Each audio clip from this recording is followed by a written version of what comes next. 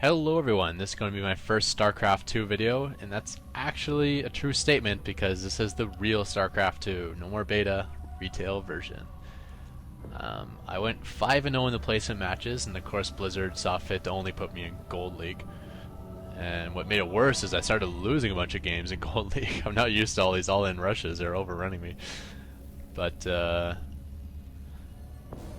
yeah, I've eventually made my way up to Diamond, so I'm going to show my transitional videos because they all ended up being pretty good. My transitional matches. So this is my last match in Gold. This is the one that got me to Platinum, and then I'll show my first Platinum match, and then I'll show you the one that promoted me to Diamond. So this is a new map. Don't ask me the name of it, I don't know the names yet, but it's kind of like the maps are like, where you got the small one-ramp entrance leading towards the natural expansion. The big difference is, though, there's a massive space between the natural expansion and your ramp, so you're not going to get any coverage from your planetary fortress on this ramp.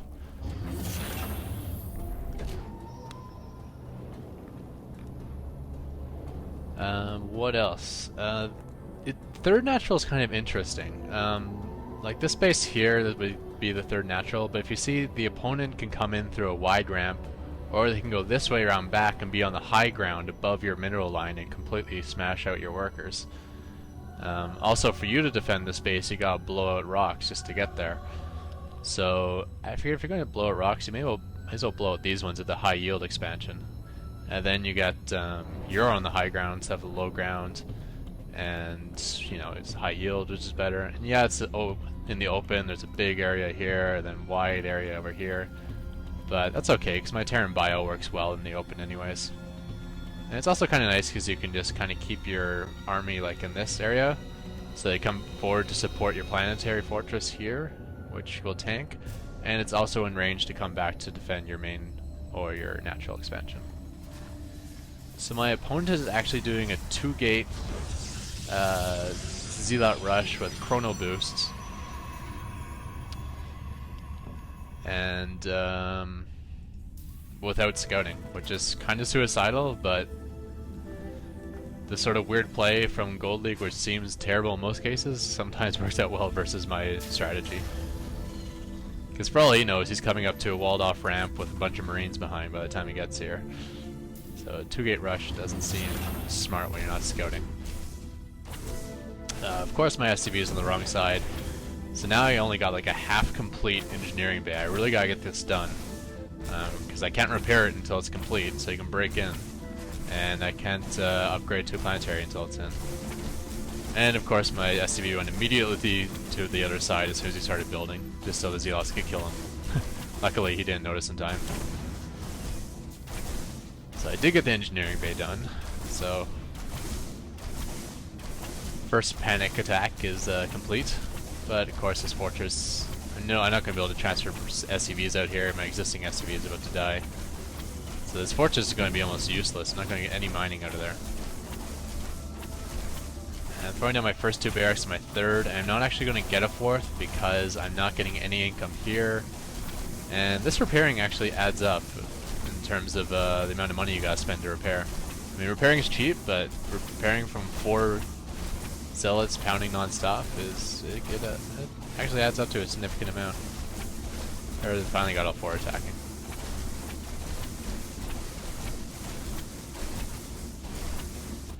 More reinforcements on the way.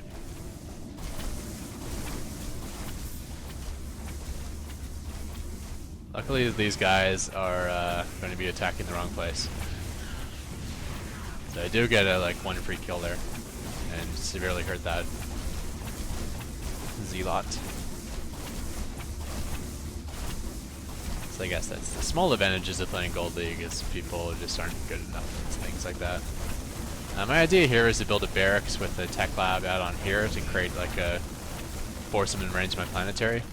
But without getting range upgrade on my planetary, I can't even defend that barracks from the range of my fortress.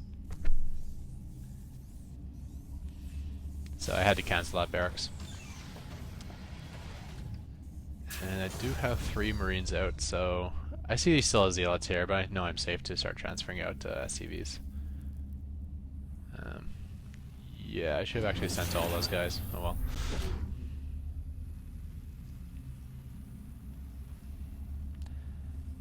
And I decided to send out my first scout. If you were watching my video on analyzing losing replays, I figured one of the reasons I lost to Protoss is I did not scout early enough. Because there's two things that are really difficult to handle. One is a mass stalker push, and one is a mass void ray push. And my response to those two things are completely different. So I need to find out which one he's doing, if any. So I come in, I see a Chrono'd Cybernetics core, which means warp gates, so it's probably going to be Stalkers. And then I see 4 gateways, which means it's going to be Stalkers. And then I see 2 Stalkers, which probably means it's going to be Stalkers. So, yeah, you definitely don't see, if you go in Void Rays, you definitely don't see him going warp gate, and you definitely don't see more than 1, maybe 2 gateways. So I know it's not going to be Void Rays. So my response to Stalkers is obviously Marauders.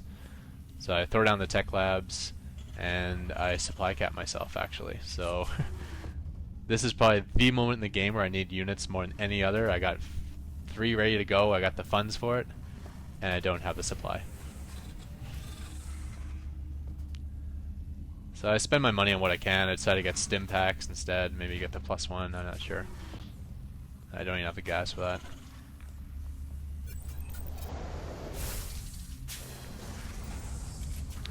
Now it's done. Still having bad macro. I'm still not building any Marauders yet. I'm getting my SCV count up really high though, which is good. 29 over 22. At this point I just decided to pull back. Buy some time for my reinforcements, which is cool looking 6 only going to be 2 Marauders, and then I come in and fight with my SCVs. This is unfortunate here. I got all trapped up in there. I got a bunch of units doing nothing.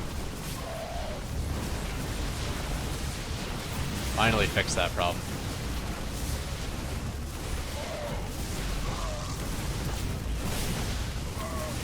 So I do hold off this rush, and normally when I hold off a rush like this, I feel like I got the game in hand. But in this case, if you notice how many harvesters I lost, I'm actually behind in harvester count now. So my economic edge is almost non-existent. I mean, I do have 2 bases, so we'll bump up a little bit above him. But remember, I also didn't have this planetary fortress mining for quite a while he was working on my ramp here. And we're pretty even in the units lost tab. So here comes the next wave.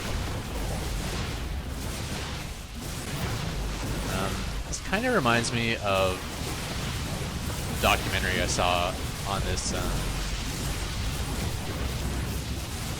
Israeli fighter pilot who fought 13 MiGs by himself. And it seems like an impossible task, but the way he described it was, well, you can only get shot down if the plane is behind you, and there's only room for 1 fighter jet behind you. So even though you're fighting 13 fighter jets, you're really only fighting 1 at a time. And it's kind of the same deal here. You can only get 2 Stalkers in range. So it doesn't matter that he has a higher count than me, he's only attacking 2 at a time, or I can attack, 3 at a time, or however many I happen to have. So even though he's having me outnumbered, I'm winning these battles. And as you can see, my economic edge is really kicking in here. First battle he broke in, next one was kind of even, the next one I won, and then this one's even going to be worse for him. Runners do the bonus damage to armored, so I'm just focus firing the Stalkers before the Zealot. Also because the Zealot can't actually attack my units yet.